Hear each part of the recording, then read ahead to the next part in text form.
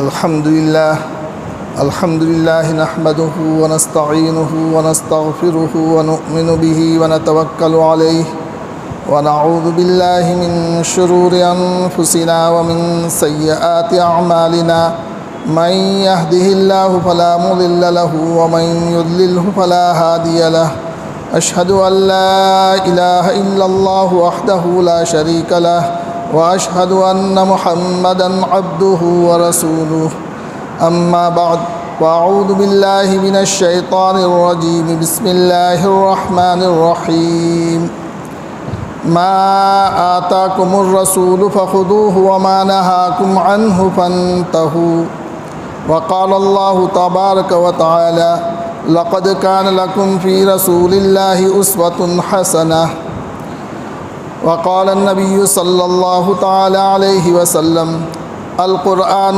हुज्जतुन luck व अलैक औ कमा क़ाल अलैहिस्सलातु वस्सलाम वक़ाल अन्नबिय्यु सल्लल्लाहु तआला अलैहि वसल्लम मन अकल तय्यिबन व अमिल फ़ी सुन्नतिन व अमिनन नासु बवाइक़हु दख़लल जन्नह औ कमा क़ाल अलैहिस्सलातु वस्सलाम। मेरे मोहतरम दोस्तों, बुज़ुर्गों, ये मजलिस बड़ी बाबरकत मजलिस है।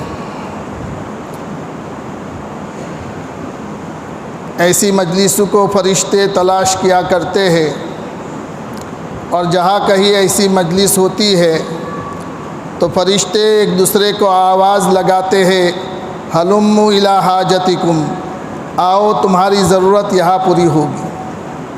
अल्लाह तबारक व तआला ने ऐसी मजलिस में हमें शिरकत करने की तौफ़ीक़ अता फ़रमाई। ये अल्लाह का बहुत बड़ा फ़ज़ल और एहसान है। मेरे मोहतरम दोस्तों, बुज़ुर्गों, अल्लाह तबारक व तआला ने इंसान के अंदर दो चीज़ें अता फ़रमाई हैं।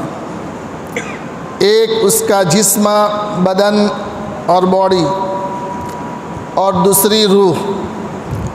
और रूह असल है, इसलिए कि रूह के बनने पर आखिरत बनती है और रूह के बिगड़ने पर आखिरत उजड़ती है। मगर चूँकि रूह महसूस नहीं होती, दिखाई नहीं देती, इसलिए रूह का बनना नज़र नहीं आता और रूह का बिगड़ना नज़र नहीं आता। उस वक्त आएगा नज़र जिस वक्त रूह को बनाने का मौका हाथ से छूट जाएगा। बदन बना या बिगड़ा, मोटा हो या पतला हो, सेहतमंद हो या बीमार हो, ये नज़र आता है। इसलिए इंसान बदन के बनाने की बड़ी फ़िक्र करता है, बदन की बीमारी की फ़िक्र करता है, उसकी सेहत की फ़िक्र करता है, उसकी खुराक और ग़िज़ा की फ़िक्र करता है। इसलिए कि वो जानता है कि अगर बदन को खुराक न मिली तो ये बदन कमज़ोर हो जाएगा और फिर कमज़ोरी एक एक उज़्व में आएगी। आँखों की बिनाई में कमज़ोरी आएगी, कान की सुनवाई में, हाथ पैरों की हरकत में। इसलिए इंसान बदन के बनाने की और उसके खुराक की खूब फ़िक्र करता है। लेकिन अल्लाह है, जिस अल्लाह ने मेरे दोस्तों बदन अता किया, उसी अल्लाह ने रूह भी अता की है। और बदन चूँकि मिट्टी से पैदा हुआ है, इसलिए अल्लाह तबारक व तआला ने बदन की खुराक और ग़िज़ा ये मिट्टी से निकाली। चुनाचे बदन की जितनी ज़रूरतें हैं, सब की सब ज़रूरतें ज़मीन से निकलती है और रूह आसमान से आई है। इसलिए अल्लाह तबारक व तआला ने रूह की खुराक और ग़िज़ा आसमान से नाजिल फरमाई। फिर जब इंसान मर जाता है तो बदन जहाँ से आया है वहाँ लौटा दिया जाता है। इसलिए कि कायदा है कुल्लु शैइन यरजिउ इला अस्लिही, कि हर चीज़ अपने असल की तरफ लौटती है। चूँकि बदन मिट्टी से आया है और मिट्टी से बना है, इसलिए मिट्टी में दफन कर दिया जाता है और रूह जहाँ से आई है वहाँ पहुँचा दी जाती है। इसलिए मेरे दोस्तों, जैसे हम बदन की फ़िक्र करते हैं, उसको मोटा बनाने की, मजबूत बनाने की और उसकी बीमारी की और उसकी सेहत की फ़िक्र करते हैं, उससे कहीं ज़्यादा मेरे बुज़ुर्गों अपने रूह की फ़िक्र करने की ज़रूरत है। और ये कुरान पाक जो तमाम उलूम का मंबा और सरचश्मा है कि सारे उलूम कुरान करीम से निकले हैं, ये हमारी रूह की खुराक और ग़िज़ा है। इसीलिए कुरान ने फरमाया वनुनज़्ज़िलु मिनल कुरआनि मा हुवा शिफ़ाउन व रहमतुल लिल मुमिनीन, कि हिदायत चाहते हो तो कुरान में मिलेगी, दिलों की शिफा चाहते हो तो कुरान में मिलेगी। इसलिए मेरे बुज़ुर्गों, कुरान का सबसे पहला हक़ ये है कि उसको पढ़ा जाए, उसको सही किया जाए। कुरान करीम में अल्लाह ताला ने फरमाया वरत्तिलिल कुरान तरतीला, ये अल्लाह का हुक्म है, अल्लाह का आर्डर है कि कुरान को तरतील और तजवीद के साथ पढ़ो। और गौर कीजिए कि ये हुक्म सबसे पहले अल्लाह के नबी सल्लल्लाहु ताला अलैहि वसल्लम को दिया जा रहा है। हालांकि अल्लाह के नबी से बढ़कर के कुरान को सही पढ़ने वाला कौन? अल्लाह के नबी से बढ़कर कुरान में तजवीद की रियायत करने वाला कौन? लेकिन मेरे बुज़ुर्गों, अल्लाह के नबी के वास्ते से हमें हुक्म दिया जा रहा है कि कुरान को पढ़ो और सही पढ़ो। इसलिए कि कुरान सही नहीं पढ़ा गया तो हदीस पाक में आता है रुब्ब क़ारिइन लिल कुरान वल कुरान यलअनुहु, कि बहुत से कुरान पढ़ने वाले ऐसे हैं कि वो कुरान पढ़ते हैं और कुरान उन पर लानत करता है। हालांकि कुरान तो हिदायत के लिए आया था। इसलिए मेरे बुज़ुर्गों, कुरान को हमें सही पढ़ना है और उसको सही करने की कोशिश करना है। कोई मुश्किल काम नहीं है। दुनिया के लिए आदमी अपने आप को थकाता है, उसका बदन थकता है, उसका दिलो दिमाग थकता है। कुरान को सही करने के लिए अगर आप एक मुदर्रिस को, एक हाफिज़ को और एक इमाम को रोज़ाना चंद मिनट लेकर बैठ जाएंगे और रोज़ाना 2 हरफ़ सही कर लेंगे, सिर्फ ज़ुबान हिलानी है और हरकत देना है होठों को, इंशाअल्लाह चंद दिनों में आपका कुरान बग़ैर मशक्क़त के सही हो जाएगा। फिर मेरे बुज़ुर्गों, रमज़ानुल मुबारक का महीना कुरान के पढ़ने का महीना आता है, कुरान की तिलावत का ये महीना है, बड़ा मुबारक महीना है। शाहरु रमज़ान अल्लज़ी उन्ज़िला फ़ीहिल कुरान, कि रमज़ान का महीना कुरान की तिलावत का महीना है। अभी से हम हौसला बनाएं कि हमें इस रमज़ान में इतने कुरान ख़त्म करने हैं। एक अज़्म मुसम्मम करें कि इंशाअल्लाह रोज़ाना के मुकाबले में इस मरतबा हमें कुरान ज़्यादा ख़त्म करने हैं और ज़्यादा कुरान पढ़ना है। इसलिए कि जिस शख्स का रमज़ानुल मुबारक का महीना सही गुज़रता है, उसके सारे 11 महीने सही गुज़रते हैं। अगर रमज़ानुल मुबारक के महीने में उसने अपने आँखों पर कंट्रोल कर लिया, अपनी ज़ुबान पर, अपने दिलो दिमाग की सोच पर, अपने हाथ पैरों की हरकतों पर, अपनी कमाइयों और कारोबार पर कंट्रोल कर लिया और उसमें शरीयत के ताबे बनकर ज़िंदगी उसने गुजारी, तो इंशाअल्लाह यकीन मानो कि पूरी ज़िंदगी शरीयत पर चलना उसके लिए आसान हो जाएगा। लेकिन मेरे बुज़ुर्गों, अहकाम के ऊपर अमल करने के अंदर बाज़ मरतबा हालात आते हैं। इसलिए कि अल्लाह तबारक व तआला को अपने ईमान वाले बंदों से बड़ा प्यार है, बड़ी मोहब्बत है। इसलिए अल्लाह तबारक व तआला बाज़ मरतबा ईमान वालों को चौकन्ना करने की ज़रूरत पड़ती है, तंबीह की ज़रूरत पड़ती है, तो मुख्तलिफ़ हालात ला करके ईमान वालों को चौकन्ना करते हैं। जैसे माँ को अपने औलाद से मोहब्बत होती है, लेकिन कभी कभी माँ तमाचा मार देती है, तो तमाचा मारती है तो दुश्मनी में नहीं मारती, लेकिन इसलिए मारती है ताकि गलत आदत उसके अंदर पैदा न हो और ये गलत काम न करे, इसलिए माँ उसको मारती है। इसी तरह मेरे बुज़ुर्गों, अल्लाह ताला को अपने ईमान वाले बंदों से बहुत प्यार है, बड़ा मेहरबान है और बड़ा रहम करने वाला है। लेकिन कभी कभी अल्लाह ताला आज़माने के लिए हालात लाते हैं और इन हालात के अंदर ये ईमान वाला बिचल जाता है, ईमान से बिचल जाता है और ईमान और दीन से कदम को हटा देता है। ये शैतान का पहला वार है उस पर। इसलिए कि शैतान ने तो कहा था ला क़उदन्न लहुम सिरातकल मुस्तक़ीम, आपको क्या मालूम कि लाक़ुदन्न कौन सा सेगा है और उसमें कितनी ताकीदें हैं। इस मरदूद का नहव कितना मजबूत था कि अल्लाह के सामने कह रहा है लाक़ुदन्न लहुम सिरातकल मुस्तकीम, कि मैं ये सिरात आपके सीधे रास्ते पर बैठूंगा और फिर क्या करूंगा, तुम्मा लआतियन्नहुम मिन बैनि अयदीहिम व मिन खल्फिहिम, फिर उनके ऊपर हमला करूंगा उनके आगे से। आगे से क्या हमला करेगा मेरे बुजुर्गों? क्या खंजर मारेगा, क्या तलवार मारेगा, क्या हमला करेगा आगे से? कि बे आगे मौत है, आगे सकरात है, आगे कब्र है, आगे आखिरत है, इन सब को भुलवा दूंगा। ये शैतान का पहला हमला है। आज हम अपनी मौत को, अपनी सकरात को, अपनी कब्र को और अपनी आखिरत को भूल कर जो चल रहे हैं, ये शैतान का हमला है हम पर। वमिन बैन अयदी वमिन खल्फिहिम, और पीछे से हमला करूंगा। पीछे क्या है कि पीछे दुनिया है, इस दुनिया को आगे कर दूंगा और आखिरत को पीछे डाल दूंगा। आपने देखा होगा कि बच्चा मदरसे जाता है तो कुरान शरीफ और किताब जो है सीने से लगा कर जाता है, आगे रखता है, और स्कूल जाता है तो दफ्तर पीछे डालता है। ये बच्चे हमें सबक देते हैं कि अब्बा जान आप भी आखिरत को आगे रखें और दुनिया को पीछे डालें। शैतान दुनिया को आगे कर देता है। इसीलिए अल्लाह के नबी सल्लल्लाहु ताला अलैहि वसल्लम ने फरमाया सयाती अलन्नासी ज़मानुन हिममुहुम बुतूनुहुम, कि अनकरीब लोगों पर ऐसा ज़माना आएगा कि उनकी फ़िक्रें उनके पेट बन जाएगी। हाय मेरा पेट, हाय मेरा पेट। मेरे बुजुर्गों, जब फ़िक्रें पेट बन जाती है तो फिर इंसान क्या हलाल क्या हराम, क्या जायज़ क्या नाजायज़, उसकी परवाह किए बगैर आगे बढ़ता चला जाता है।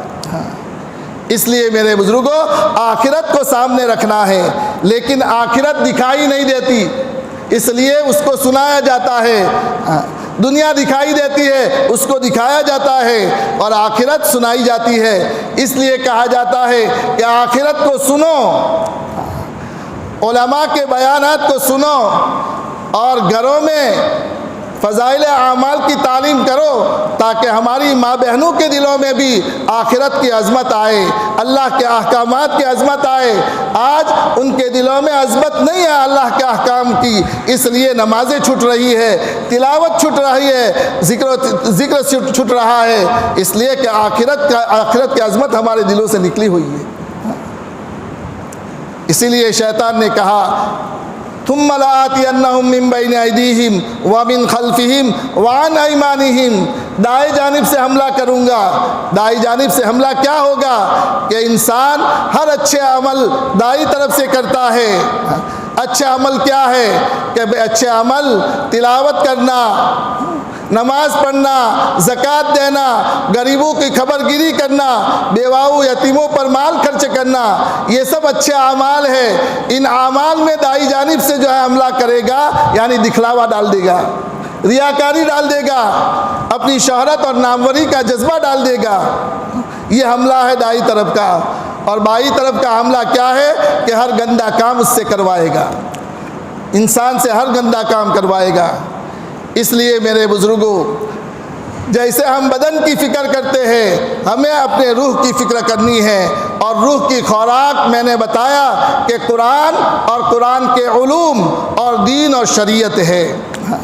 इसलिए अपने आप को दीन और शरीयत के ताबे बनाएं, शरीयत को अपने ताबे न बनाएं। आज तो मुफ्ती साहब के पास आते हैं तो इस जज्बे के साथ आते हैं कि हमने जो सोचा है उसी के मुताबिक फतवा दो, हम जो करके आए हैं उसको सही करके बताओ। शरीयत को अपने ताबे न बनाए, अपने आप को शरीयत के ताबे बनाए। अब शरीयत और दीन क्या है? अल्लाह के नबी सल्लल्लाहु ताला अलैहि वसल्लम ज़िंदगी गुजारने का जो तरीक़ा, पैदाइश से लेकर मौत तक और जन्नत में जाने तक, अल्लाह के नबी सल्लल्लाहु ताला अलैहि वसल्लम ने उम्मत को ज़िंदगी गुजारने का तरीक़ा ज़बान से बताया भी और अमली तौर पर उसका नमूना पेश भी किया। इसके मुताबिक अपनी ज़िंदगी लाना, ये दीन है मेरे बुज़ुर्गों। इसके मुताबिक अपनी ज़िंदगी गुजारना, ये हम सब ईमान वालों की ज़िम्मेदारी है। आज़ाद नहीं है हम दुनिया में। अद्दुनिया सिजनुल मोमिन, कि दुनिया तो मोमिन के लिए कैद खाना है, और कैद खाने में इंसान अपने जेलर के ताबे होता है। जो जेलर खिलाए वो खाता है, जो काम बताए वो करता है, जब सोने को कहे सोता है, और जब उठाता है उठ जाता है। दीन और शरीयत जिस तरह चलाएगी, अल्लाह के नबी जिस तरह चलाएंगे, इसी तरीके पर हमको चलना होगा। मा आताकुमुर रसूलु फखुदू व मा नहाकुम अन्हु फंतहू। अल्लाह के नबी ने जो दिया उसको ले लो, और जिससे रोका उससे रुक जाओ। जो करने को कहा उसको करो, और जिससे रुकने को कहा उससे रुक जाओ। हाँ, आज़ाद नहीं है मेरे दोस्तों। और अल्लाह के नबी सल्लल्लाहु अलैहि वसल्लम ने अपने सहाबा का जायज़ा भी लिया है। हाँ, और सहाबा के अंदर कोई नागवारी की चीज़, दीन और शरीयत के खिलाफ की कोई चीज़ आपने देखी तो उस पर नागवारी का इजहार भी फरमाया, और सहाबा को तंबीह भी फरमाई। हाँ, एक सहाबी रज़ियल्लाहु तआला अन्हु का मकान के पास से गुज़र हुआ, 2 मंजिला मकान बना हुआ था। अल्लाह के नबी सल्लल्लाहु अलैहि वसल्लम ने देखा कि वो 2 मंजिला मकान किसका है? फरमाया फुला सहाबी का है। बस ये कहकर चले गए। जब वो सहाबी मजलिस नबवी में तशरीफ़ लाए, आप अलैहिस्सलातु वस्सलाम ने उनको देखकर अपना चेहरा फेर लिया। वो भाग गए कि अल्लाह के नबी ने मुझे देखकर चेहरा फेर लिया है। दूसरी तरफ से आए, आपने उस तरफ से चेहरा फेर लिया।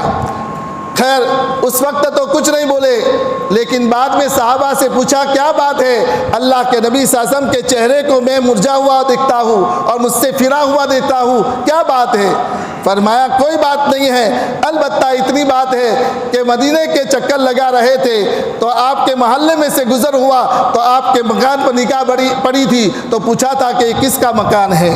बस साहबी समझ गए कि ये है अल्लाह के नबी की नाराज़गी का सबब।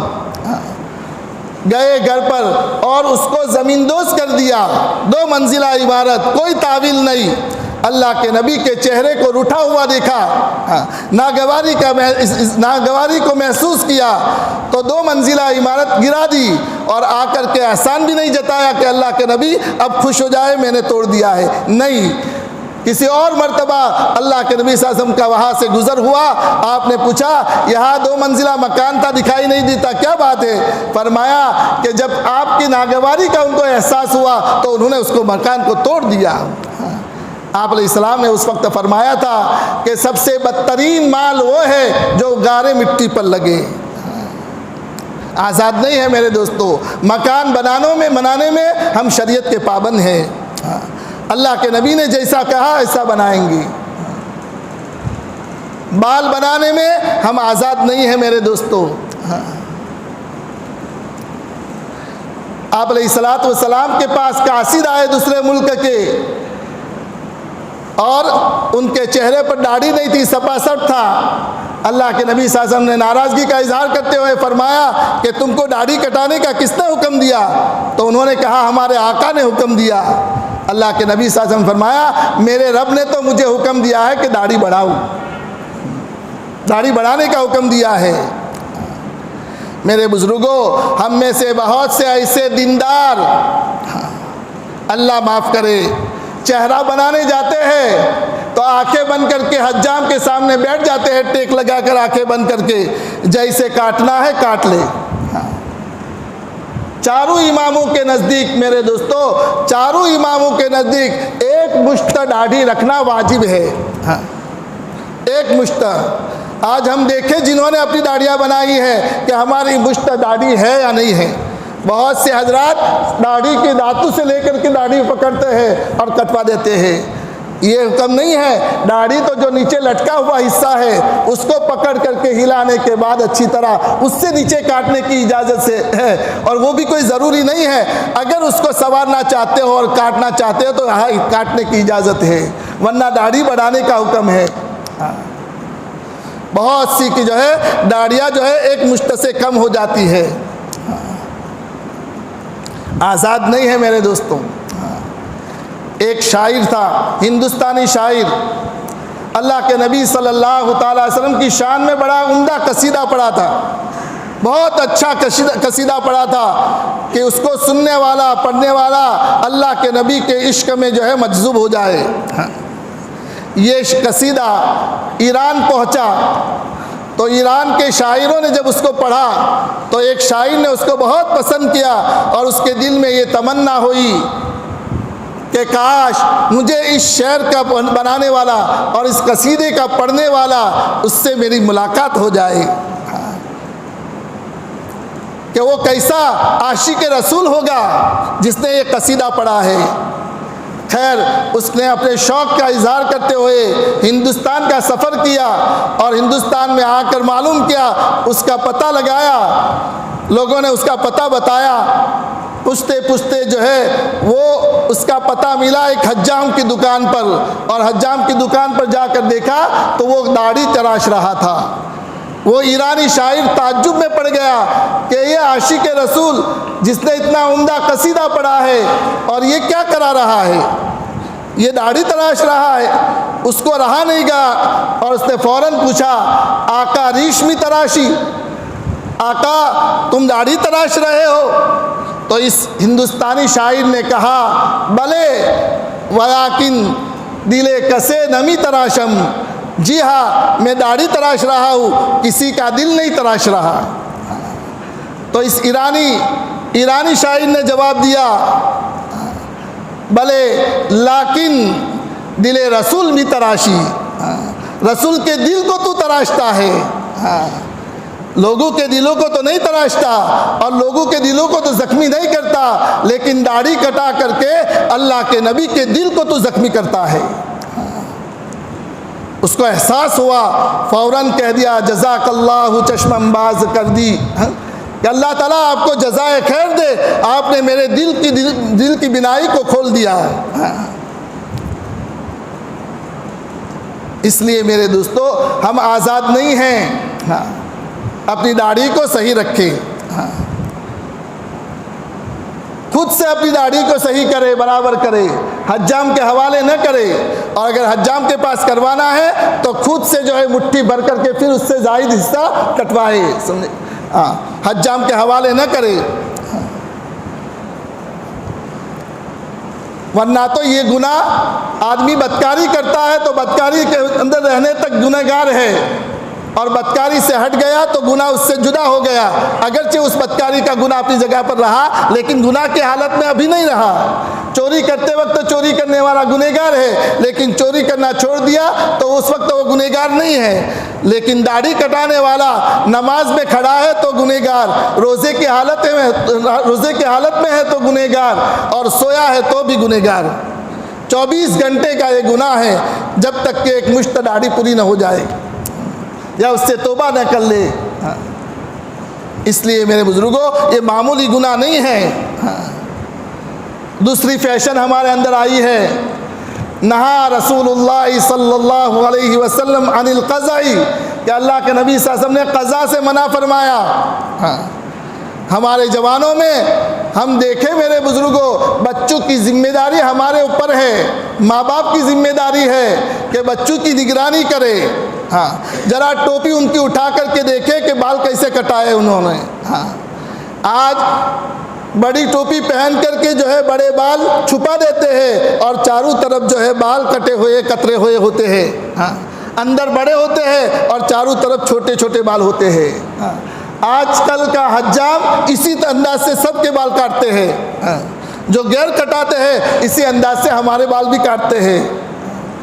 ये क़ज़ा है कि बाज़ जगह पर छोटे कर देना और बाज़ जगह पर बड़े रखना, या बाज़ जगह पर मुंडा देना और बाज़ जगह पर बाल रखना। ये कहते हैं कि घेटी के कतरने की तरह इस तरह बाल कतरना ये क़ज़ा है, और उससे मना फरमाया अल्लाह के नबी सल्लल्लाहु अलैहि वसल्लम। हम देखें अपने बच्चों के बाल, स्कूल में जाने वालों के बाल, बल्कि मदरसे के तलबा के बाल देखें। बाद तलबा भी इस तरह छुपाते हैं बाल को। ये तो मदरसों में टोपियाँ ले ले करके उनकी जो है बाल की निगरानी की जाती है, तब बराबर कटे जाते हैं। इसलिए मेरे बुजुर्गों, हम आज़ाद नहीं हैं, बालों के बनाने में हम आज़ाद नहीं हैं। शरीयत के पाबंद हैं हम, अल्लाह के नबी के तरीके के पाबंद हैं।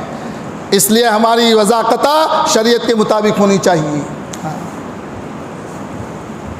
कुर्तू का क्या हाल है?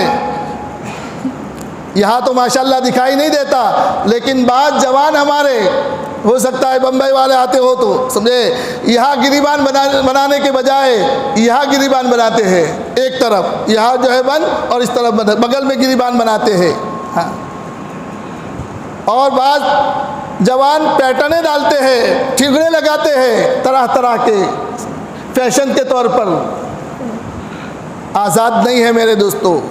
सुन्नत लिबास हमारे बुज़ुर्गों का, हमारे बड़े उलमा का, हाँ, हमारे ज़िम्मेदारों का जो लिबास है, ये लिबास सुन्नत के मुताबिक। हाँ, हमारे इन जवानों की तंगड़ियाँ देखिए, उनके इज़ार देखिए, तंगड़ियाँ है। हाँ, कि अगर कुर्ता निकाल करके बाज़ार में जाना हो, बाहर निकलना हो, शर्म आवे। हाँ, कि एक एक उज़्व का आकार दिखाई देता है।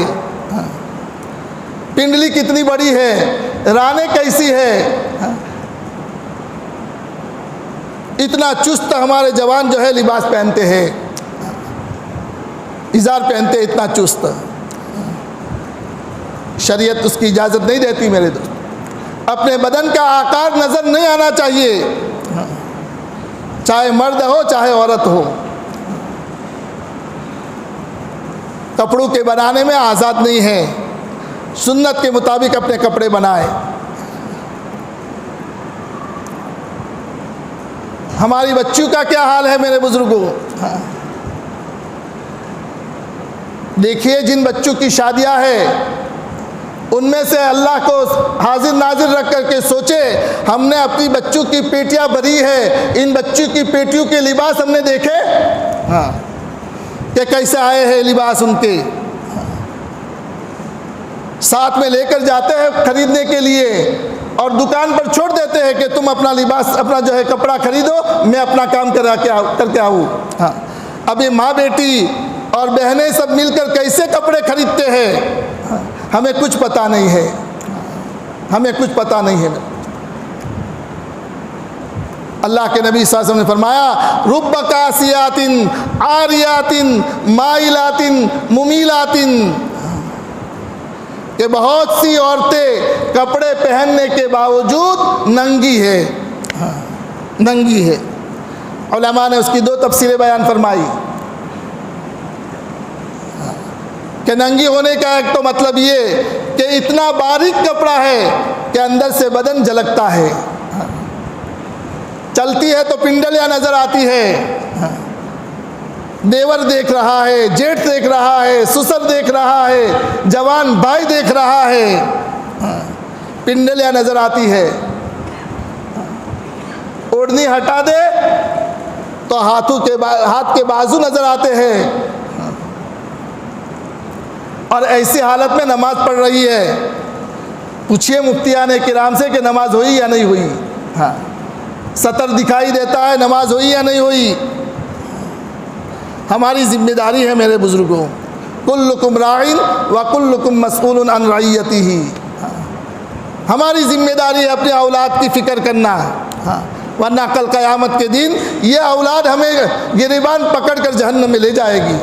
फिर हमारी तहज्जुदें काम नहीं आएगी, हमारी सफ़ेउला की पाबंदी काम नहीं आएगी अगर औलाद बेदीन है मेरे दोस्तों। हाँ, अल्लाह के नबी सल्लल्लाहु अलैहि वसल्लम ने फरमाया, इअमलू फ़ी ताअतिल्लाह, इअमलू फ़ी ताअतिल्लाह व नहौ अन मआसिल्लाह व मुरू औलादकुम बिइम्तिसालिल अवामिर वज्तिनाबिन नवाही ज़ालिका विक़ायतन लहुम व लकुम मिनन नार। कि खुद भी अल्लाह के हुक्मों को पूरा करो और अल्लाह ने जिन चीज़ों से मना किया है उससे खुद भी बचो, और अपने औलाद को भी इन चीज़ों का हुक्म करो और इन चीज़ों से रोको। अगर ये दोनों बातें होगी तो तुम और वो जहन्नम से बचोगे। हाँ, हमारी जिम्मेदारी है मेरे दोस्तों। हाँ, आज़ाद नहीं है हम। अपनी बच्चियों का लिबास देखें, अगर मोटे कपड़े का है तो कितना तंग है। हाँ, कि सीने का उभान नज़र आता है। अब काम कर रही है जवान बच्ची और जवान बाप जो रोज़ाना मोबाइलों में देखता है गलत चीज़ें, और जवान भाई जो रोज़ाना गलत चीज़ें देखता है मोबाइल के अंदर, अब इस जवान बच्ची पर और बहन पर इस बाप की या भाई की निगाह पड़ेगी और उसके सीने का उभार नज़र आएगा तो अंदर जज्बात क्या कहते होंगे उसके। और अल्लाह माफ़ करे, बाज़ मर्तबा गलत इरादे से हाथ भी लग गया बाप का और बाप ने शर्म के मारे उसको छुपाया और बच्ची ने भी शर्म के मारे उसको छुपाया और जज्बात के साथ हाथ लगा दिया, तो हमेशा के लिए बीवी हराम है और घर में रह रही है, हराम कार्य हो रही है। ऐसे भी वाक़यात होंगे। इसलिए अपने बच्चों को समझाओ, आखिरत पिलाओ, फ़ज़ाइल अमाल की तालीम में लेकर बैठो और उनको आखिरत पिलाओ। हमारी ज़िम्मेदारी है मेरे दोस्त। उनका लिबास, उनकी कटिंग, पहले तो झालर वाले थे और नीचे थे घुटनों से, अब ऊपर आ गए और वो भी दोनों तरफ से फटे हुई कुर्तियाँ, और बात तो अल्लाह माफ़ करे आगे से भी चीरका मार करके उसको फाड़ देती है। आस्तीनें इतने तक चली गई। पहले तो बटन लगाते थे, कोई चीज़ लेनी होती तो बटन जो है वो सतर खुलने से रोकता था। आज तो गोल आस्तीनें हो गई। अब कपड़ों की दुकान पर हाथ लंबे कर करके कपड़े लेती है और यहाँ तक आस्तीन आ गई है, गैर महरम की नज़र पड़ रही है। बाप पास में बैठा है, भाई बैठा है, गैरत तक नहीं है। मुंह खोल करके ग्राहकों से बातें कर रही है। बाप को और भाई को इतनी हिम्मत नहीं, शौहर को इतनी हिम्मत नहीं है कि उससे कहे कि पर्दा कर। क्या हो रहा है मेरे बुजुर्गों, ये सब हकीकत है।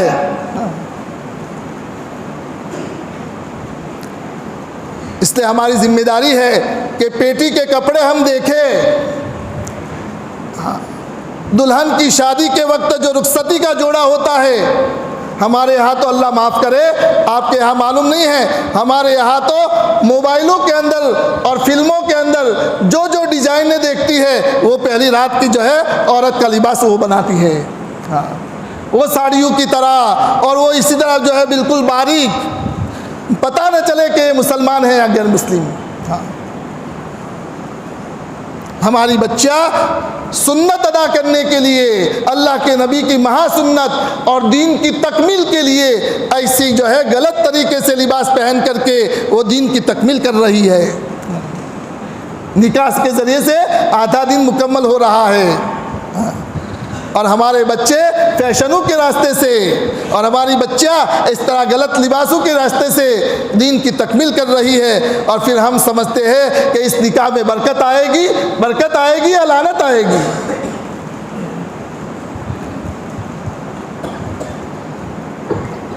जिम्मेदारी है मेरे दोस्तों। बिल्कुल मामू मत बन जाओ घर में। हाँ, उनको समझाओ, आखिरत बताओ उनको और उनसे कहो कि मरना है मुझे। हज़रत उमर इब्न अब्दुल अज़ीज़ ने कहा था रहमतुल्लाह अलैह ने अपनी बेटियों से कि बेटिया तुमने प्याज और दाल खाई है, हाँ, मैं ख़जाने से जो है पैसे लाकर तुमको बिरयानी और पुलाव खिला सकता था, हाँ, लेकिन आज अगर मैंने ऐसा खिलाया तो कल कब्र के अंदर आपका बूढ़ा बाप जहन्नम के अंगारों में लिटे, इसलिए मैंने ऐसा नहीं किया। इन बच्चों को समझाओ कि बेटी तेरी शादी हो रही है, तुझे खुशी का दिन है, मुझे भी मालूम है, लेकिन बेटी जरा मेरी आखिरत में न उजड़ जाए। हाँ, मेरा ख्याल रखना कि तू अपनी मस्ती में आकर, तू अपनी फैशन में आकर, तू अपनी जो है जवानी के अंदर आकर अपने बूढ़े बाप को कब्र के अंदर अजाब के हवाले मत करना। हाँ, ज़रा उसको आखिरत दिलाओ और अपनी कब्र का अजाब उनको सुनाओ। यकीनन नरम दिल है, वो मान जाएगी, लेकिन हमने कभी कहा नहीं मेरे दोस्त, हमने अपने बच्चों को ये कहा नहीं कभी। उनको लेकर बैठो कि बच्चा, इनकी माँ को लेकर के कि जज्बात तो बहुत आपके कह रहे हैं, क्या ऐसा लाए ऐसा लाए। हाँ, लेकिन आपको भी मरना है, मुझे भी मरना है। हाँ, चंद दिन की खुशी है, इन खुशी में अगर हमने आखिरत को उजाड़ दिया तो हमारी आखिरत में हमारा क्या होगा। वो समझ जाएगी बच्ची और फिर अल्लाह के सामने रो। हाँ, इसलिए आज़ाद नहीं है मेरे दोस्तों, हम अपने बच्चों की कपड़ों को देखें। ऐसा कोई लिबास है तो समझा बुझा करके उसको हटा दे। मुआशरे की इस्लाह, ये इस्लाह जमात नहीं करेगी, ये इस्लाह हम अपने जात से करेंगे। हाँ, जमात का काम नहीं है और जमात के बस में भी नहीं है कि किसी की इस्लाह करे जब तक कि आदमी खुद अपनी इस्लाह न करे। इसलिए मैं अपनी ज़ात की इस्लाह करूँ, मैं अपने घराने की इस्लाह करूँ तो पूरे माशरे की इस्लाह हो जाएगी। इसलिए जो भी जवान इस मर्तबा दुल्हे बनने वाले हैं उनसे मेरी गुजारिश है कि अभी इस मजलिस के अंदर हम अहद करें कि इंशाअल्लाह किसी किस्म के खुराफात हमसे नहीं होगी। कहो इंशाअल्लाह। लिबास के एतबार से फैशन हम नहीं लाएंगे। हाँ, और फिर शादियों में माँ बाप पर इतना बोझ डालते हैं ये जवान कि गुस्ल के वक्त खाना खिलाओ। हाँ, शादी से पहले भी 10-15 टोला जो है वो खाना घर पर खाएगा। हाँ, माँ बाप को शादी की तैयारी करनी है। हाँ, और यहाँ खाना पकाना है। और फिर घर में आकर के जो है तरह तरह के खुराफात, अंडे फोड़ना, टमाटर डालना, शोर करना, सिगरेटें पीना खामखा। आपके यहाँ नहीं है, हमारे यहाँ है। हाँ, अगर आपके यहाँ है तो उससे अपने आप को बचाओ मेरे दोस्तों। ये फुजुल खर्ची है। हाँ, ये रस्म है, फुजुल खर्ची है, शरीयत उसकी इजाज़त नहीं देती। हाँ, सादगी लाओ अपनी ज़िंदगियों में। और फिर जवान हमारे मोबाइलों के अंदर अपनी बीवी के साथ बैठ कर के मोबाइल में फ़ोटो लेते हैं। हाँ, तस्वीरें लेते हैं, फिर इन तस्वीरों को अपने दोस्तों को बताते हैं। हाँ, ये तो दయ్यूसपना हुआ, गैरत हमारी चली गई। अपनी बीवी दूसरों को बता रहे हैं। हाँ, फिर खुदा न खास्ता अपनी बीवी उसको भाग गई तो फिर कांटेक्ट शुरू हो जाएगा उसके साथ। हाँ, और वो बीवी अपनी सहेलियों को अपना शौहर दिखा रही है। कितनी बड़ी गैरत की बात है मेरे दोस्तों। ये कोई दिखाने की चीज़ है? ये सब हो रहा है हमारे मोमन समाज में मेरे दोस्तों। इसलिए अपने आप को उससे बचाए। वलीमे के दिन हमारी बच्चियां वलीमे में क्या करती है? कुर्सियां पर बैठ करके खाती है, बगैर ज़रूरत के कुर्सियों पर बैठ करके दुल्हन खिलाते हैं दुल्हन को, और वहाँ बैठ करके पूरे मजमे के सामने उसके फ़ोटो लिए जा रहे हैं। फिर महीना होते होते कि भाई वो तो रूठ कर बैठ गई। क्यों बैठी? कि बबाल तुम लाए।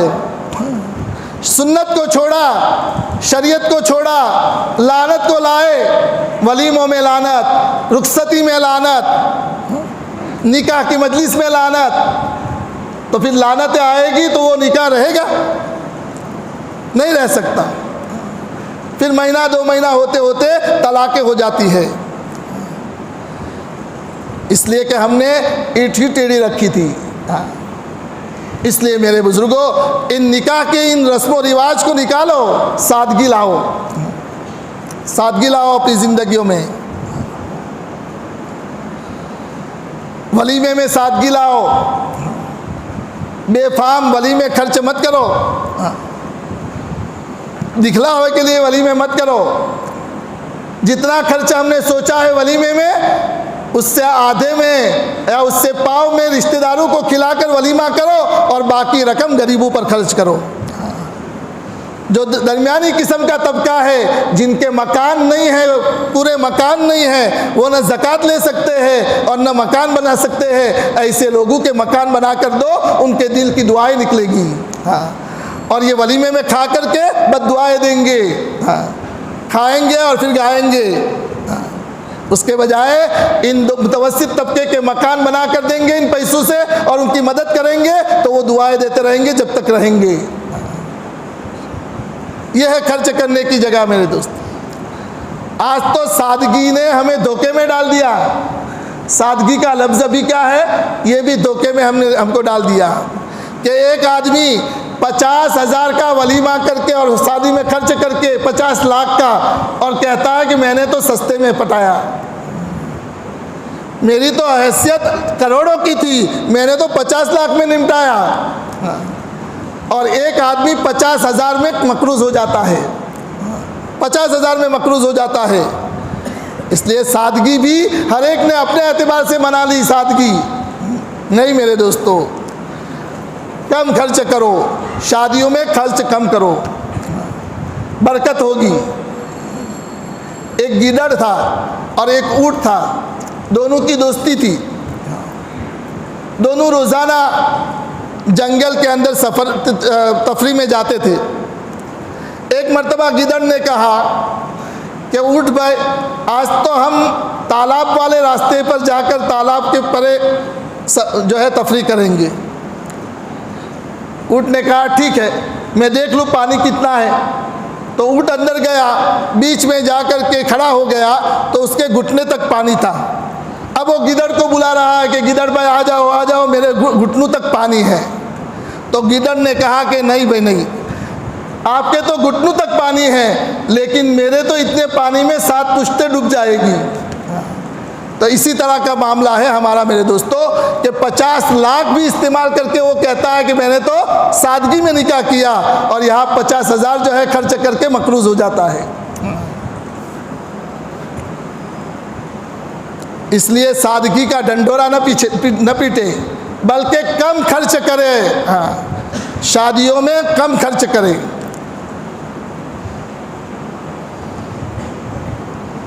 और बच्चियां क्या करती है, अपने बाल बनाने के लिए, आंखों की भवें बनाने के लिए ब्यूटी पार्लर जाती है। दूसरी औरतें हमारे घरों में आती है, माँ बाप को पता भी नहीं चलता, और लड़कियां आकर के हमारी लड़कियों की बाल बनाती है। शरीयत के खिलाफ बिल्कुल बाल बना करके, शरीयत के खिलाफ बिल्कुल मेहंदी लगा करके, कहाँ कहाँ तक मेहंदी बगलों तक लगाती है लड़कियां, हमें कोई पता नहीं है। ये सब हमारी जिम्मेदारी है मेरे दोस्तों। ये नहीं कि शादी आई तो घर खाली करके चले गए कि करो जिससे करना है। कल क़यामत के दिन हमारी पूछ होगी मेरे। इसलिए शादी के मौके पर कड़क रहो। आंखें दिखाने की ज़रूरत पेश आवे, आंखें दिखाओ, और इन बच्चियों को जो है ख्वाहिशात से अपने आप को बचाओ।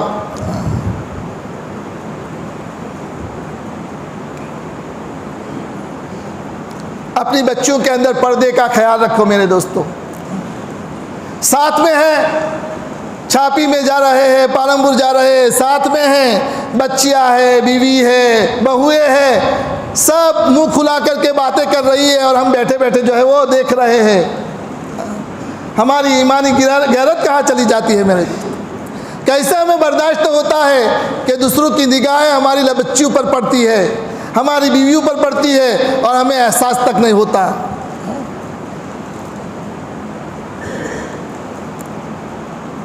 उसका नाम पर्दा नहीं है, बुर्का डाल दिया और चेहरा खोल दिया। और आज तो अल्लाह माफ़ करे, बुरके भी फैशन वाले बुरके, अरबी बुरके। वो गोल बुरका तो ढीला रहता था, बदन का आकार नज़र नहीं आता था, मोटापा नज़र नहीं आता था, और अरबी बुरकों में तो बिल्कुल तंग होता है, बदन का उभार नज़र आता है, उसका मोटापा नज़र आता है। तो ये बुरका कहाँ पर्दा रहा?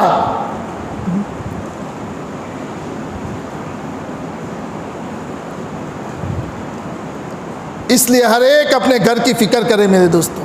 हाँ, अपने बच्चों की फ़िक्र करें। और इन सब की नहुसत कहाँ से आई? कमाई। कि कमाई जैसी आई वैसी जो है वो असरात जाहिर हुए। इसीलिए अल्लाह ताला ने फरमाया, या अय्युहर रसूल कुलू मिनत तय्यिबाति वअमलू सालिहा, कि पाकीज़ा रोज़ी खाओ, रसूलों से हुक्म है कि पाकीज़ा रोज़ी खाओ तो अच्छे आमाल की तौफीक मिलेगी। हम कमाने में आज़ाद नहीं है मेरे दोस्तों, हमारी कमाई शरीयत के मुताबिक। मामूली मामूली तकलीफ़ पर लौने मत पास कराओ, और मामूली मामूली तकलीफ़ों पर सूद में हाथ मत डालो, इसलिए कि हराम लुक़मा अगर हमारी औलाद में, हमारे पेटों में, हमारे बीवी बच्चों के पेटों में जाएगा तो ये अंदर जाते ही फ़ौरन दीन पर चलने का जज्बा ख़त्म कर देगा। अल्लाह का तकवा निकल जाएगा दिलों से, अल्लाह का खौफ निकल जाएगा, जन्नत का शौक़ निकल जाएगा। फिर ये हराम लुक़मा हमारी ज़िंदगियों में फ़ैशन लाएगा, हमारी ज़िंदगियों में फजूल खर्ची लाएगा, और शरीयत के ख़िलाफ़, सुन्नत के ख़िलाफ़ हमें चलाएगा। इसलिए अपने आप को बचाओ।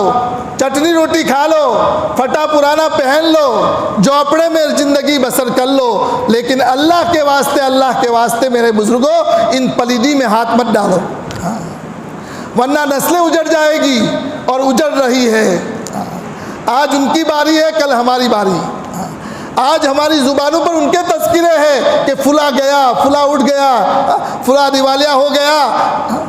मेरे बुज़ुर्गों, अगर हमने भी यही रास्ता पकड़ा है तो कल हमारा भी यही हाल होगा। इसलिए अपने आप को बचाओ।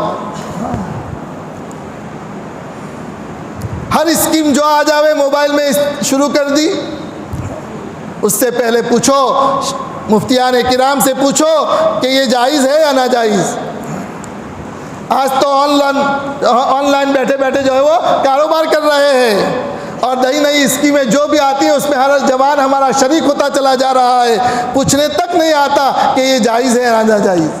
अक्सर व बेशतर इस तरह की जो स्कीमें आती है, इन सब के अंदर सूद और कीमार होता है, उसमें सूद और कीमार होता है, बगैर मेहनत के मिलता रहता है। एक ग्राहक तैयार कर दिया, अब उसने 10 तैयार किए, इन 10 के जो है हमारे खाते में जमा होते हैं, हमारी कोई मेहनत नहीं लगी। ये जायज़ नहीं है मेरे दोस्तों।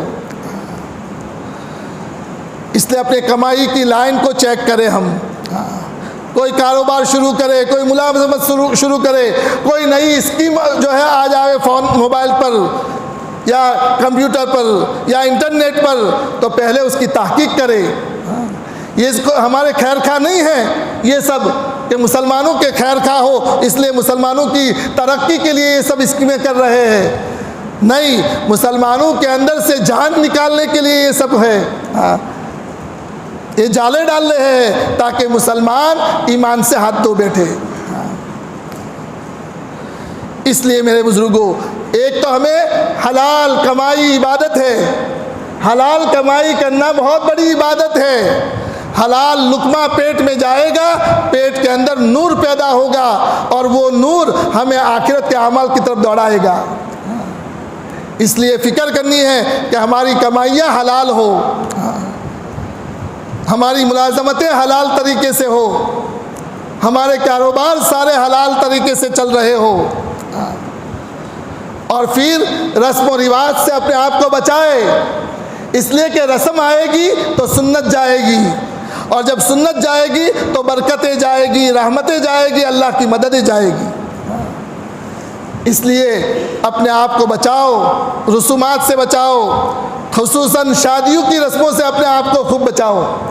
सादगी लाओ, अहद करो कि मेरे घर में सादगी के साथ निकाह होगा, रुखसती मेरी बच्ची की सादगी के साथ होगी। टोले के टोले जो है वो रुखसती में जो है शरीक मत हो। और मेरे बुजुर्गों, रमज़ानुल मुबारक का मुबारक महीना आ रहा है, बड़ा कीमती महीना आ रहा है। हज़रत अबू सईद खुदरी रज़ी अल्लाह ताला अन्हु की रिवायत है कि इज़ा कान फ़ी अव्वली लैलतिन मिन रमज़ान फ़ुत्तिहत अब्वाबुस समा फ़ला युग़लक़ु मिन्हा बाबुन हत्ता यकून आखिरु लैलतिन मिन रमज़ान। कि जब पहली रात रमज़ान की होती है तो आसमान के दरवाज़े खोल दिए जाते हैं, फिर कोई दरवाज़ा बंद नहीं होता यहाँ तक कि रमज़ान के आखिरी रात ना आ जाए। और जो भी बंदा, मोमिन बंदा रमज़ान की मुबारक रात में नमाज पढ़ता है तो उसको एक एक सजदे पर 1500 नेकियां मिलती है। एक एक सजदे पर 1500 नेकियां। वह बना लहू बैतन फिल जन्नति मिन याकूततिन हमरा, और उसके लिए एक एक सजदे पर जन्नत में सुर्ख याकूत का महल तैयार होता है। ला सित्तून अल्फ बाबिन, उसके 60,000 दरवाजे होते हैं। वली कुल्ली बाबिन मिनहा कसरुम मिन ज़हाबिन मुवश्शहुन मिन याकूततिन हमरा, कि उसके हर दरवाजे के अंदर एक सोने का महल है और उसके अंदर सुर्ख याकूत जड़े हुए हैं। एक एक सजदे पर इतना मिल रहा है।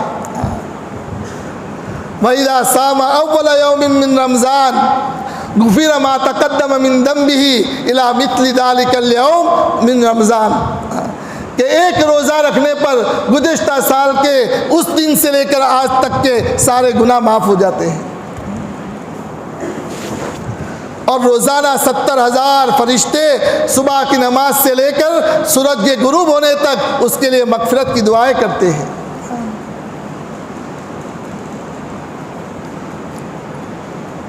यह है रमज़ानुल मुबारक का महीना मेरे दोस्तों,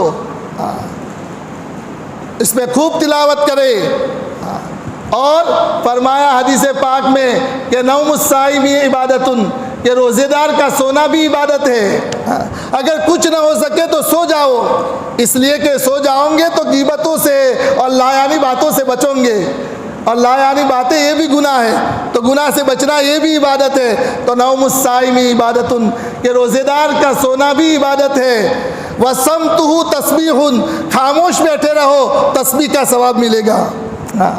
वसमतुहु तस्बीहुन व अमलुहु मुज़ाफ, और उसके अमल का कई गुना सवाब, फ़र्ज़ का 70 फ़र्ज़ों के बराबर, नफ़ल का फ़र्ज़ों के बराबर। व अमलुहु मुज़ाफ व दुआउहु मुस्तजाब, और उसकी दुआएं कबूल की जाती है। रोज़ेदार की दुआएं कबूल होती है। व ज़म्बुहु मग़फ़ूर, और उसके गुनाहों को माफ़ कर दिया जाता है। कितनी बड़ी फजीलत का महीना आ रहा है मेरे दोस्तों, इसलिए हम उसकी खूब कदर करें और उसका खूब हक अदा करने की कोशिश करें। आज तो हम ज़मीन पर हैं मेरे बुज़ुर्गों, कल ज़मीन के नीचे चले जाएंगे। आज तो हम खुद चल रहे हैं, कल हमारा जनाजा चलेगा। आज हम खुद जो है गुस्ल कर रहे हैं, कल हमें गुस्ल दिलाया जाएगा। आज हम खुद कपड़े पहन रहे हैं, कल हमें कफन पहनाया जाएगा। हर एक पर ये ज़माना आने वाला है मेरे दोस्तों। हज़रत उमर रज़ियल्लाहु तआला अन्हु फरमाया करते थे, युकालु कुल्ल यौमिन मात फुलानुन युकालु यौमन मात उमर, कि रोज़ाना ऐलान होता है कि फ़लाना मर गया, फ़लाना मर गया। एक दिन आएगा कि ऐलान होगा कि उमर मर गया। एक दिन आएगा मेरे दोस्तों, हमारा ऐलान हो जाएगा। इसलिए अल्लाह के नबी सल्लल्लाहु अलैहि वसल्लम ने फरमाया कि दुनिया की लज्जतों से अगर बचना चाहते हो तो फरमाया अक्सिरु हाज़िमिल लज़्ज़ात अल मौत, कि लज्जतों को तोड़ने वाली चीज़ मौत को कसरत से याद करो। इसका मतलब ये नहीं है कि तस्बीह लेकर बैठ जाओ और मौत मौत मत करने लगो, बल्कि इसका मतलब ये है कि अपने मरने को सोचो कि मुझे मरना है एक दिन। अपने कफन के काटे जाने को सोचो, अपने बदन के कपड़े के काटे जाने को सोचो, अपने गुस्ल दिए जाने को सोचो, अपने जनाजे के ले जाने को सोचो, और अपने कब्र में लिटाए जाने को सोचो। अगर इसको सोचेंगे मेरे दोस्तों तो इंशाअल्लाह नरम होंगे, दिल नरम होंगे। हज़रत उमर रज़ियल्लाहु ताला अन्हु ने अपने अंगूठी जो पहनते थे उस पर कंधा किया हुआ था, लिखा हुआ था कफ़ा बिल मौति वाइज़ा, कि मौत नसीहत के लिए काफ़ी है। कोई हमें नसीहत करे या न करे, अगर हम अपनी मौत को याद करते हैं तो हमारी नसीहत के लिए काफ़ी है। सहाबा किराम ने अपनी रूह को मजबूत बनाया था, मुनव्वर बनाया था, उसके बावजूद दुनिया से गए हैं, रोते रोते गए हैं, रोते रोते गए हैं। हज़रत उस्मान गनी रज़ियल्लाहु ताला अन्हु, आप अलैहिस्सलातु वस्सलाम के लाडले दामाद, यके बाद दिगरे दो दो बेटियां आपने दी, और आप तमन्ना करते थे कि तीसरी बेटी होती तो भी मैं उस्मान को देता। इतना बड़ा मकाम, जन्नत में, दुनिया में जन्नत की बशारत, लेकिन कब्र पर जाते थे इतना रोते थे कि दाढ़ी मुबारक तर हो जाती थी। पूछा उस्मान, जन्नत जहन्नम के तस्किरे पर इतना नहीं रोते जितना कब्र के तस्किरे पर रोते हैं? फरमाया जी हाँ, मेरे महबूब सल्लल्लाहु अलैहि वसल्लम ने फरमाया कि कब्र आखिरत की मंजिलों में सबसे पहली मंजिल है। अगर बंदा उससे पार हो गया तो सब बाकी मंजिलें आसान हैं, और अगर उसमें फंस गया तो बाकी मंजिलें और मुश्किल हो जाएगी। हज़रत सिद्दीक़ अकबर रज़ी अल्लाह ताला अन्हु, वफ़ात का वक्त करीब है, बेटी पास में रो रही है। फरमाया बेटी क्यों रो रही है? फरमाया अब्बा जान, आपकी मौत पर रोना नहीं आएगा तो फिर कब रोना आएगा? फरमाया बेटी मुझे अपनी मौत से घबराहट नहीं है, मुझे अपनी मौत से घबराहट नहीं है, और मैं ये भी पसंद नहीं करता कि मेरी जगह पर एक मक्खी को मौत दे दी जाए, मुझे छोड़ दिया जाए। लेकिन बेटी याद रख, मसला ये है कि मौत से पहले पहले मेरा ईमान कहीं हाथ से न चला जाए। कौन है? सिद्दीक़ अकबर के अंबिया के बाद जिनका सबसे बड़ा दर्जा है, वो डर रहे हैं, वो रो रहे हैं। और आज तो माहौल मेरे दोस्तों जहरीला माहौल है, हर एक के ऊपर दुनिया का भूत सवार है। सैकड़ों बच्चियां इस्लाम को छोड़कर कुफ्र में दाखिल हो गई। ईमान पर जमना ये मुश्किल हो गया है। इसलिए मेरे दोस्तों, हमें अपने ईमान की सलामती की दुआ करने की ज़रूरत है और फितनों से हिफाजत की दुआ मांगने की ज़रूरत है। अल्लाह के नबी सल्लल्लाहु अलैहि वसल्लम ने फरमाया था कि एक ज़माना ऐसा आएगा कि ईमान का बचाना और दीन पर चलना ऐसा मुश्किल होगा जैसे हाथ की हथेली में अंगारा रखना मुश्किल है। ये दौर चल रहा है मेरे दोस्तों। इसलिए अपने आप को भी और अपनी औलाद को भी गलत मोबाइलों से बचाओ। हाँ, गलत किस्म के मोबाइलों से अपने आप को बचाओ, वरना तो हमारा जहन ईमान से हट जाएगा, सुन्नत से हट जाएगा और इंसान अपने आप बेशरम और बेहया हो जाएगा। देखिए आज कैसे हालात चल रहे हैं। एक इंसान बदकारी कर रहा है और उसका वीडियो कर रहा है और उसको वीडियो करके दोस्तों पर जो है वायरल कर रहा है और दोस्त जो है पूरे इलाके में वायरल कर रहे हैं। हद हो गई मेरे दोस्तों बेशर्मी की। ये हमारे मुमन समाज में हो रहा है। हकीकत है मेरे दोस्तों, ये कोई अफसाने नहीं है। ये हाल है हमारे जवानों का। इसलिए खबर रखने की ज़रूरत है। थमा देते हैं लंबे लंबे मोबाइल अपने छोटे छोटे बच्चों को। जिद में आकर बच्चा मांग लेता है, दे देते हैं। फिर उसका जहन कैसा बनता है। इसलिए मेरे दोस्तों, मोबाइल से अपने आप को बचाओ खुद और अपनी औलाद को भी मोबाइलों से बचाओ।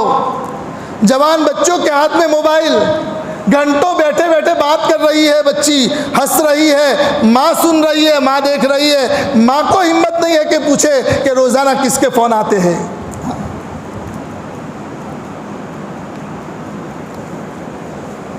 क्या हो रहा है मेरे दोस्त?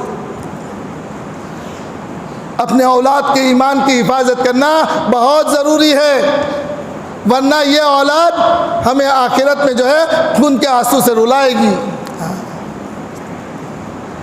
बदजन रहे अपने औलाद के बारे में, हुस्ने जन में न रहे। दूसरों की औलाद के बारे में हुस्ने जन रखे, अपनी औलाद के बारे में बदजन रहे कि घर से गई है, कहाँ गई है, पीछा करे उसका। उसका पीछा करे कि रोज़ाना इस वक्त पर कहाँ जाती है और कहाँ से कब आती है और कब जाती है और किससे बात करती है। चुपके बेवक्त पर घर पर जाओ। बेवक्त पर घर पर जाओ ताकि घर वालों को फिक्र रहे कि अचानक आ जाएंगे और हम जो है पकड़े जाएंगे। हमारी जिम्मेदारी है मेरे दोस्तों। बाप बनना आसान काम नहीं है। यह औलाद की फ़िक्र करना हम सब की जिम्मेदारी है। हज़रत उमर रज़ी अल्लाह, मैं अपनी बात ख़त्म कर रहा हूँ। हज़रत उमर रज़ी अल्लाह ताला अन्हु कितने बड़े दर्जे के सहाबी, लेकिन आखिरत का कितना फ़िक्र। अल्लाह के नबी सल्लल्लाहु अलैहि वसल्लम ने फरमाया लौ कान बादी नबीयुन लकाना उमर, अगर मेरे बाद कोई नबी होते तो हज़रत उमर होते। लेकिन मेरे दोस्तों, जब खंजर लगा और खंजर लगने के बाद जब बाहर लाया गया तो फरमाया बेटे अब्दुल्ला, ओ बेटे अब्दुल्ला, मदीना का चक्कर लगाओ और देखो मेरे ज़ख्मी होने पर मदीना वाले राज़ी है या नाराज़। राज़ी होने का क्या मतलब? राज़ी होने का मतलब ये कि अच्छा हुआ काटा था, खून पी जाता था, चैन से रहने नहीं देता था, परेशान कर देता था, अच्छा हुआ जा रहा है। राज़ी होने का ये मतलब। चक्कर लगा कर आए, फरमाया अब्बा जान ऐसी बात नहीं है, पूरा मदीना आपके ज़ख्मी होने पर गमगीन है। फरमाया अल्लाह तेरा शुक्र है कि तेरे बंदे मुझसे खुश है। ऐसी ज़िंदगी गुजारो मेरे दोस्तों कि हम घर जाने पर पूरा मजमा रो रहा हो, खुशियों का इजहार न कर रहा हो कि अच्छा हुआ काटा था गया। समझ आएगा। आज तो हमारे पड़ोसी से परेशान, पार्टनर से परेशान, माँ बाप औलाद से परेशान, औलाद माँ बाप से परेशान। कैसी ज़िंदगियाँ हमारी हैं मेरे दोस्त। एक दूसरे का एहतराम करो, एक दूसरे के हुकूक को अदा करो। खासकर मेरे दोस्तों बहनों का विरसा अदा करो। सिर्फ मामेरा दे देने से और शादी की खुशी में जो कुछ पैसे दे देने से हक अदा नहीं होता। कल क़यामत के दिन नेकियां देनी पड़ेगी। इसलिए अपने मामलात को साफ रखो, हर एक का हक अदा करो। अगर बाप दादा से अगर नहीं हुआ है, विरासत नहीं हुई है और फूफिया मौजूद है तो इन फूफियों से जो है मामला साफ करो। उनको उनका हक दे करके मामला साफ करो, वरना हम भी पकड़े जाएंगे। बहुत से वाक़यात आते हैं मुफ्तियान किराम के पास, जब बहनों के सामने आती है विरासत और ज़मीनें बिकती है और उसकी कीमत भाइयों के पास आती है तो बहनें जो है उठती है और कहती है कि हमें कुछ नहीं दिया, सब भाइयों ने हड़प कर लिया। फिर अब झगड़े, आपस में अनबनाव, आपस में दुश्मनियाँ, कता रहमी। मेरे दोस्तों ये बहुत बुरी चीज़ है। ये मुबारक रातें आ रही है, रमज़ानुल मुबारक की मुबारक रातें। ऐसी मुबारक रातों में भी मेरे बुज़ुर्गों कुछ गुनाह ऐसे हैं, कुछ गुनाह ऐसे जो मगफिरत प्रूफ होते हैं। जैसे बाज़ घड़ियाँ वाटर प्रूफ होती है कि 10 साल अगर कहते कि हौज़ के अंदर डाल दी जाए तो एक कतरा पानी नहीं जाता, इसी तरह कुछ गुनाह ऐसे हैं जो मगफिरत प्रूफ होते हैं कि मगफिरत की रातों में जब अल्लाह की तरफ से रहमत की बारिशें बरसती है और झोंके चलते हैं, ऐसे मुबारक रातों में भी ऐसी उनको मगफिरत नहीं होती, ऐसों की मगफिरत नहीं होती है। उनमें से एक तो शराब का आदी कि जो शराब पीने वाला है। अल्लाह का करम है, अल्लाह का एहसान है, अल्लाह ने हमें बचाया है। लेकिन मेरे दोस्तों बहुत से होटलों में बियर बार करते हैं, अंग्रेज़ी शराब पीते हैं हमारे मुमन। वो अपने आप को उससे बचाए, वरना ऐसी मुबारक रातों में भी मगफिरत नहीं होगी उनकी। कितने ही हाथ उठा करके दुआएं मांगे लेकिन मगफिरत नहीं होगी। दूसरा आकुल वालिदैन, वालिदैन की नाफरमानी करने वाले और जवानों, माँ बाप को नाराज़ करके ज़िंदगी गुजारते हो, ऐसी मुबारक रातों में तुम्हारी मगफिरत नहीं होगी। एक सहाबी रज़ी अल्लाह ताला अन्हु ने आप अलैहिस्सलातु वस्सलाम से शिकायत की अपने अब्बा की कि मेरे अब्बा मेरे माल में से मांगते हैं। आज भी मेरे दोस्तों बात लंबी हो रही है। आज भी बहुत से माँ बाप अपनी औलाद से उनकी तनख्वाह में से हिस्सा मांगते हैं, इनकी तनख्वाह में से हिस्सा मांगते हैं। जब तक, सुनो मेरे दोस्तों, जब तक बाप के अंदर कमाने की सलाहियत है या बाप के पास माल मौजूद है, आवक है उसकी, तो उसके लिए अपने बेटों के पास से तनख्वाह लेने की इजाज़त नहीं है। अगर बेटा नाराज़ होकर देगा और दबान की वजह से देगा तो हराम का लुक़मा हम खा रहे हैं। हराम का लुक़मा खा रहे हैं। इसीलिए हदीस पाक में आया, अल्लाह के नबी सल्लल्लाहु अलैहि वसल्लम से साहबा ने पूछा कि हमारा माल हम कहाँ खर्च करें सबसे पहले? तो अल्लाह के नबी सल्लल्लाहु अलैहि वसल्लम ने क्या फरमाया साहबी से कि अपनी ज़ात पर खर्च कर, कि तेरी ज़ात सबसे पहले मुकद्दम है। फिर फरमाया कि फिर अपनी बच्चों पर, छोटे बच्चों पर खर्च। फिर फरमाया कि फिर किस पर? फरमाया उसके बाद तेरी बीवी पर खर्च कर। और फिर उसके बाद उसके बाद फरमाया कि तू जाने जो तेरी एहसान का जो सबसे ज़्यादा मुस्तहिक हो उसको दे। माँ बाप का जिक्र नहीं आया उसके अंदर। और दूसरी रिवायतों में माँ बाप का जिक्र आया है कि माँ बाप पर खर्च कर। तो दोनों में तारुज़ नज़र आता है। मैं उसका जवाब देना चाहता हूँ। हज़रत मुफ्ती अमीन साहब ने उसका जवाब दिया था। हज़रत मुफ्ती साहब ने फरमाया कि इस हदीस में माँ बाप का तज़किरा नहीं आया, इसलिए कि माँ बाप का नफ़का औलाद पर वाजिब नहीं है। कब? जबकि माँ बाप के अंदर कमाने की ताकत है और उनके पास आवक है। उनकी आवक है तो अब औलाद पर नफ़का वाजिब नहीं है माँ बाप का, इसलिए इस हदीस में माँ बाप का तज़किरा नहीं आया। और जिन हदीसों में माँ बाप का तज़किरा है वो उस वक्त के बात है जबकि माँ बाप के पास कोई आवक ना हो और कमाने की सलाहियत ना हो, तो फिर बीवी बच्चों पर माँ बाप मुकद्दम है। उस वक्त माँ बाप मुकद्दम है। ऐसे बुढ़ापे की हालत में और ऐसी मजबूरी की हालत में फिर माँ बाप का खर्चा औलाद पर आएगा। उस वक्त औलाद को अपनी माँ बाप को मुकद्दम रखना होगा। इसलिए मेरे दोस्तों, उस सहाबी ने शिकायत की कि मेरे बाप जो है मेरे माल में से मांगते हैं। आप इस्लाम ने साहबा से कहा उनके अब्बा को बुलाओ। गए सहाबी बुलाने के लिए, कहा आपको हुजूर पाक सल्लल्लाहु अलैहि वसल्लम बुला रहे। फरमाया मुझे बुला रहे? फरमाया हाँ, आपके बेटे ने आपकी शिकायत की है। अच्छा, मेरे बेटे ने शिकायत की है। जब घर से चले हैं तो दिल में अशार पढ़ रहे हैं। हाँ, क्या अशार पढ़ रहे थे? ये अशार के जिसका मजमून ये है कि जिस वक्त तू हमल से था तो हम तुझसे उम्मीदें लगाए हुए थे, और जब तू पैदा हुआ तो हमने रिश्तेदारों को दावत खिलाकर तेरी खुशी मनाई थी, और जब तू बीमार होता था तो रात भर हम जागते थे और हमने तुझको बड़ा किया, और हमने तुझको जो है शादी करवाई और बड़ा किया, और आज तू मेरी शिकायत कर रहा है अल्लाह के नबी के सामने। यह अशार पढ़ते हुए गए अल्लाह के नबी के दरबार में। हज़रत जिब्रील पहुँचे वहाँ पर और अल्लाह के नबी से फरमाया कि अल्लाह के नबी, पहले बच्चे की शिकायत को सुनाने से पहले उनसे पूछिए कि घर से चले हैं उस वक्त आप क्या अशार पढ़ते हुए आए थे। उनके वालिद ने यह अशार पढ़े तो अल्लाह के नबी सल्लल्लाहु अलैहि वसल्लम की आंखों में से आंसू आए और फरमाया अंत व मालुका लिअबीका, कि तू और तेरा माल तेरे बाप का है। एक माँ बाप ने हम 5-6 भाई बहनों को पाला, और जब वो माँ बाप बूढ़े हो जाते हैं तो बारी लगाते हैं 6 आदमी। डूब मरने की बात है मेरे दोस्तों। माँ बाप की बारी, सआदतमंद जो है समझनी चाहिए कि हमारे माँ बाप हमारी खिदमत ले रहे हैं, हमसे खिदमत ले रहे हैं। सआदत समझना चाहिए। उसके बजाय उनकी बारियां लगाते हो कि 1 महीना वहाँ जावे, 1 महीना वहाँ ठोकरे खावे, 1 महीना वहाँ ठोकरे खाए। तुम्हारी परवरिश में तुम्हें इस तरह ठोकरे मारी थी उन्होंने।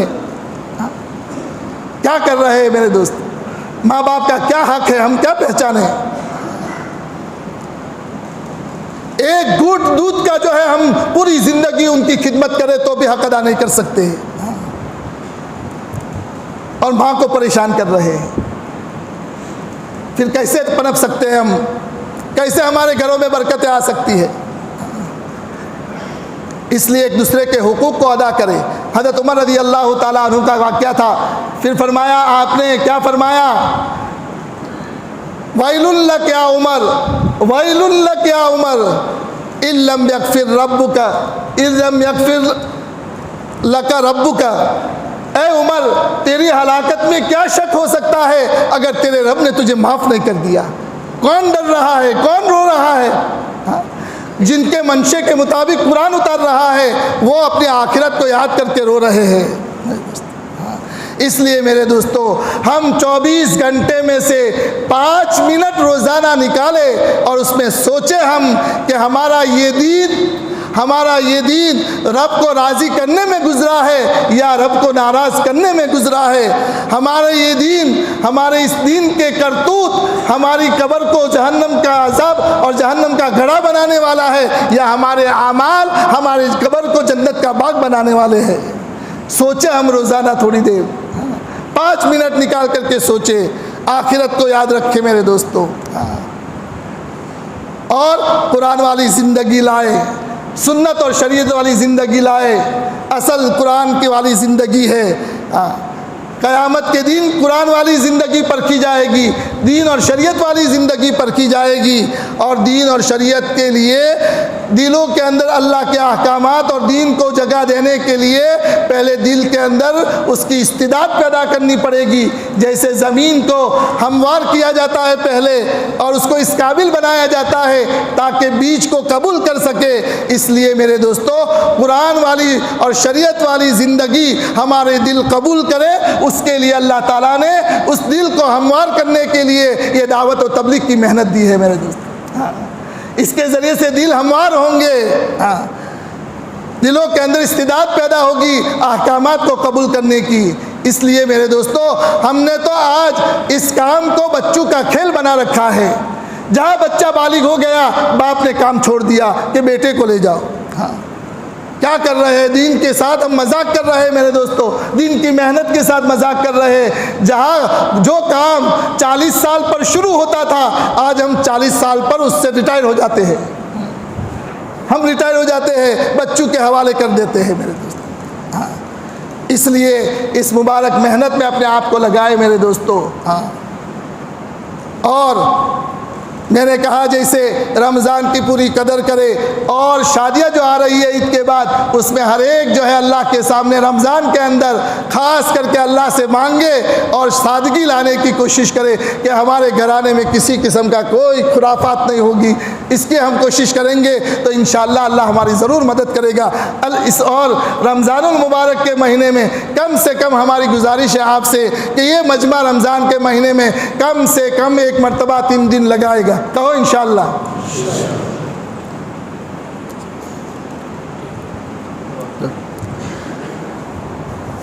अल्लाहुम्मा लकल हम्दु कुल्लुहु व लकश शुक्र कुल्लुहु व लकल मुल्कु कुल्लुहु बियदिकल खैरु कुल्लुहु व इलैका यर्जिउल अम्रु कुल्लुहु नस्अलुकल खैरा कुल्लहु व नऊज़ु बिका मिनश शर्रि कुल्लिहि।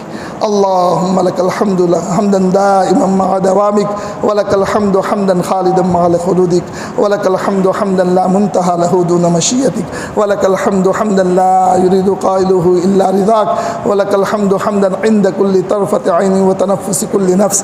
अल्लाहुम्मा लकल हम्दु कल्लज़ी तक़ूल व खैरन मिम्मा नक़ूल। अल्लाहुम्मा इन्ना नऊज़ु बिका मिनका ला नुहसी सनाअन अलैका अंत कमा अथनैत अला नफ्सिक। अल्लाहुम्मा सल्लि अला सय्यिदिना व मौलाना मुहम्मद व अला आलि सय्यिदिना व मौलाना मुहम्मद सलातन तुनज्जिना बिहा मिन जमीइल अहवालि वल आफात व तक़दी लना बिहा जमीअल हाजात व तुताहिरुना बिहा मिन जमीइस सय्यात व तरफ़उना बिहा इंदका आला दरजात व तुबल्लिगुना बिहा अक़सल गायात मिन जमीइल खैरात फ़िल हयात व बअदल ममात इन्नका अला कुल्लि शैइन क़दीर। रब्बना ज़लमना अनफुसना व इन लम तग़फ़िर लना व तरहमना लनकूनन्न मिनल ख़ासिरीन। रब्बना आतिना फ़िद दुनिया हसना व फ़िल आखिरति हसनतन व क़िना अज़ाबन नार। रब्बना ला तुज़िग़ क़ुलूबना बअद इज़ हदैतना व हब लना मिन लदुनका रहमा इन्नका अंतल वह्हाब। रब्बिरहमहुमा कमा रब्बयानी सग़ीरा। रब्बना इग़फ़िर ली व लिवालिदैया व लिलमुअमिनीना यौम यक़ूमुल हिसाब। रब्बना ला तुआख़िज़ना इन नसीना औ अख़्ताना। रब्बना वला तहमिल अलैना इस्रन कमा हमलतहु अलल लज़ीना मिन क़ब्लिना। रब्बना वला तुहम्मिलना मा ला ताक़त लना बिही वअफ़ु अन्ना वग़फ़िर लना वरहमना अंत मौलाना फंसुरना अलल क़ौमिल काफ़िरीन। ऐ अल्लाह हमारे गुनाहों को माफ़ फरमा दीजिए, हमारे ख़ताओं से दरगुज़र का मामला फरमा दीजिए। ऐ अल्लाह दीन के उजालों में रात की तन्हाइयों में हमने गुनाह किए हैं। मौला हमने अपने माँ बाप से, दोस्त अहबाब से गुनाहों को छुपाया, लेकिन तेरी न सोने वाले आँखों ने हमें गुनाह करते हुए देखा है। ऐ मेरे प्यारे अल्लाह, ऐ अल्लाह फिर भी आपने हमारा रोज़ी पानी को बंद नहीं किया, हमारा दाना पानी बंद नहीं किया। ऐ अल्लाह तेरी बगावत करते रहे, तेरा ही खाकर तुझे नाराज़ करते रहे, फिर भी आप हमें देते रहे। मौलाए करीम, ऐ अल्लाह जिस रहम के सदक़े आपने आज तक निभाया, ऐ अल्लाह उसी रहम का वास्ता आइंदा हमें निभाते रहियो और हमें माफ़ फरमा दीजियो। ऐ अल्लाह सत्तारी का मामला फरमाइयो, ऐ अल्लाह गफ़ारी का मामला फरमाइयो। ऐ अल्लाह हम सब के तमाम गुनाहों को नेकियों में तब्दील फरमा दीजियो। ऐ ऐ अल्लाह इस मुबारक महीने की कदरदानी की तौफीक अता फरमाइयो। अल्लाहुम्मा बारिक लना फ़ी शाबान व बल्लिगना रमज़ान। ऐ अल्लाह शाबान में बरकत अता फरमाइयो और आफ़ियत के साथ रमज़ान तक पहुँचाइयो। और अल्लाह पूरी कदरदानी के साथ इस मेहमान की पूरी कदरदानी के साथ उसको गुजारने की तौफीक अता फरमाइयो। ऐ अल्लाह रोज़ू का रखना हमारे लिए आसान फरमाइयो, तिलावत का करना आसान फरमाइयो, नवाफिल और ज़िक्र का करना आसान फरमाइयो। ऐ अल्लाह गिबत से बचकर ज़िंदगी गुजारने की तौफीक अता फरमाइयो।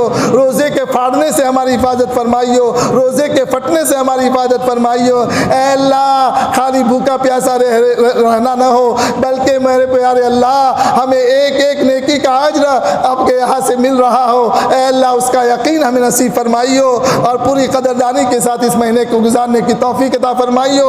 ऐ अल्लाह होने वाले तमाम निकाहों के अंदर सादगी पैदा फरमाइयो। हमारे दुल्हन और दुल्हू को ऐ अल्लाह सादगी के साथ निकाह करने की तौफीक अता फरमाइयो। उनके वालिदैन को उनके मददगार बना दीजियो। ऐ मौला खुराफात से हम सब की हिफाजत फरमाइयो। ऐ अल्लाह सादगी आने की तौफीक अता फरमाइयो, अपनी ज़िंदगियों में सादगी लाने की तौफीक अता फरमाइयो।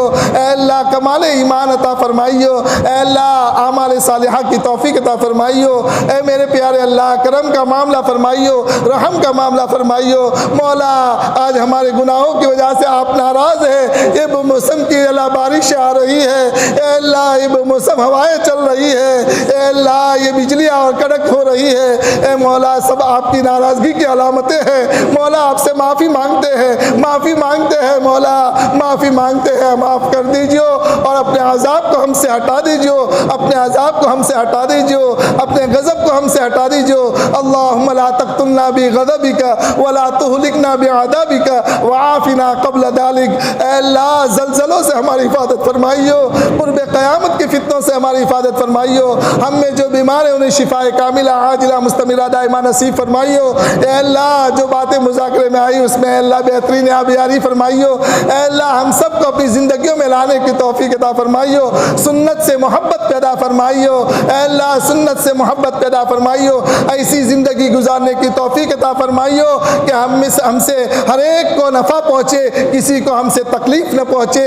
ऐ अल्लाह जब तक हम जिंदा रहे, ऐ अल्लाह ईमान की सलामती के साथ ज़िंदा रखियो। जब मौत का वक्त आए कमाल ईमान पर ख़ात्मा मुक़द्दर फरमाइयो। हमारे मरहुमीन की बाल बाल मग़फ़िरत फरमाइयो। ऐ अल्लाह तमाम परेशान हालों की परेशानियों को दूर फरमाइयो।